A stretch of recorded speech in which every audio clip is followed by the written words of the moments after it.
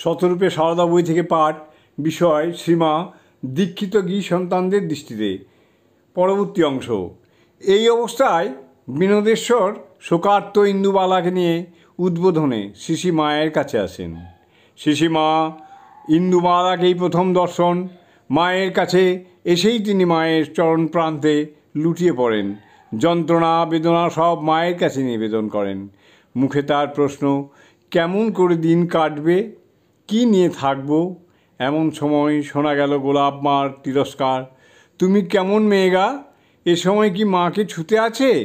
শোকার্ত মেয়েটি একথা শুনে লজ্জায় অভিমানে অপরাধ বোধে সংকুচিত হয়ে উঠলেন। কিন্তু সঙ্গে সঙ্গেই শোনা গেল শ্রী মায়ের কণ্ঠস্বর, এমন দুঃখের সময় আমার কাছে আসবে না তো কোথায় আর যাবে?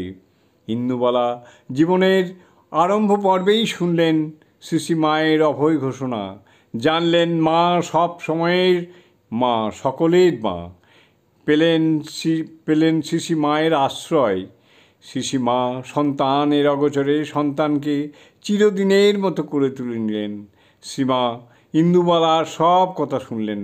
বললেন, এখন তো মন অস্থির, এখন দীক্ষা হবে না, পরে হবে।